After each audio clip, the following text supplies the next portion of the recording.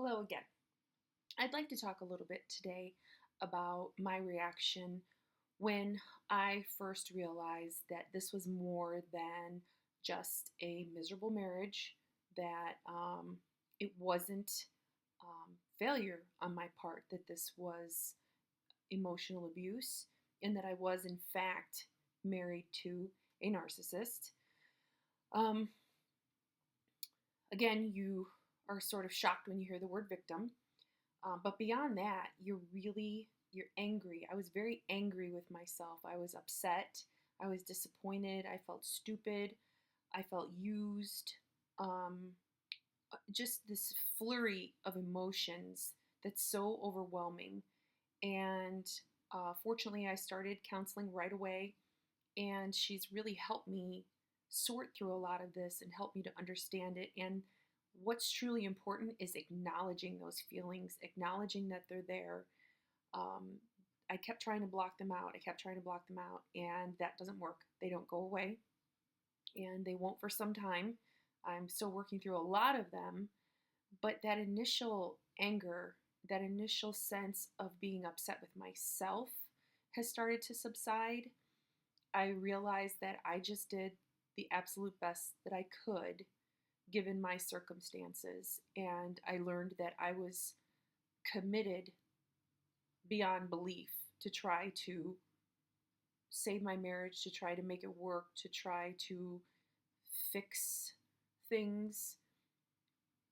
It's just that sense of um, being blind. You're just so manipulated.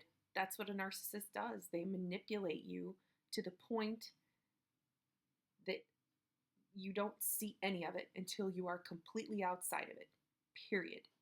And that's why you have to remove yourself completely from the situation if possible. I understand that's not possible for some people. I started reading about that, and I realized how fortunate I was to finally remove myself, to know that I had the support to do so, and that the people who supported me knew why I was doing it, including my children. Because if they have any shred of your attention, they're going to manipulate you. So my counselor said something to me that really made sense when I was explaining to her how blind and stupid I felt. She said, it's like asking a fish, how's the water? The fish is going to say, what water? That really hit home for me. That truly hit home for me. I was so caught up in trying to be perfect. I think as a victim of somebody who's emotionally abusing you, from what I understand and my own personal experience, you strive for perfection because nothing you do is good enough. You're so desperately trying to get their approval, their attention. You're trying to get them to say something nice, something kind, to recognize your efforts in one way, shape, or form. And because they are narcissists, they just can't do it. It's got to be about them. Everything has to be about them. They can't give a compliment. They can't say something nice. They can't salute you for your achievements or your accomplishments or the things that you do. And I was running around striving for perfection, so caught up in that, I just didn't see this. I didn't see what was happening. And so you get past that anger, you get past that frustration, and you realize, nope, this was not me. This person has a problem. It's for them to fix, and it's for me to try to undo the damage now, and that takes time. I started doing some reading once I could, because I found that I would pick up an article or download something online, and I would start to read it, and it would infuriate me, and I would have to stop. I could not read what was in front of me because it just upset me so much. And one of the things that I read really stuck out in my mind and really upset me. And now that I'm past that part of anger, past that angry stage, I guess, I still get angry. It said that I was a human helium tank. inflating his ego. That pissed me off. It's true. It's true. That's all you're there for, whether it's your spouse, if you have children, that's what your children are there for.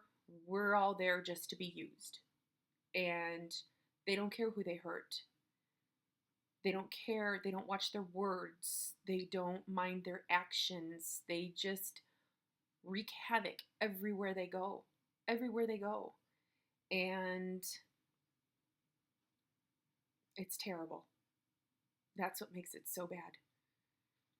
And that's what makes it such a serious issue, is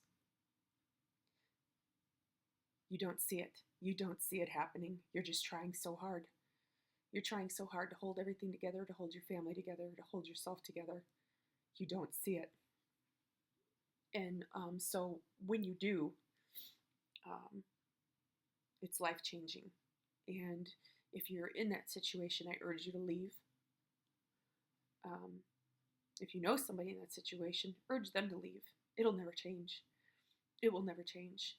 For what it's worth, about 4.5 years ago, in between the third and fourth counselor that we saw, again, I'll get into that at some point, I met with our family priest, called up and I said, my marriage is in crisis. I've got to see you right away. So he knew it was serious. I went in there. I was just sobbing and explaining things that were happening at that moment in our lives, with us, with our children. And he said, he is a narcissist. He will never change. You need to get a divorce. I was stunned. I was absolutely stunned. That was over 4 years ago. And I never believed I would have heard something like that from a priest. I have heard since then, at least 2 other people tell me that their priests did encourage them to get a divorce. I don't think the Catholic Church supports people staying in abusive marriages. I can't speak much more on that. I can only tell you what my experience was. And that changed everything for me. I never expected to hear that from him. I was surprised that he made the statement about him being a narcissist. He didn't know him on a real personal basis. It was just clearly based on what I had to say to him. And so life was happening. My father was ill. Once again, just running around trying to be perfect and trying to fix things. I stayed in it. I stayed in it some more. And you're just blind. You're blind to it. You're blind to the manipulation. When things get really bad, you say, that's it. I've had it. I'm leaving. It's over. They do what they do best. They lie. They turn on the charm. They promise things they know they can't fulfill.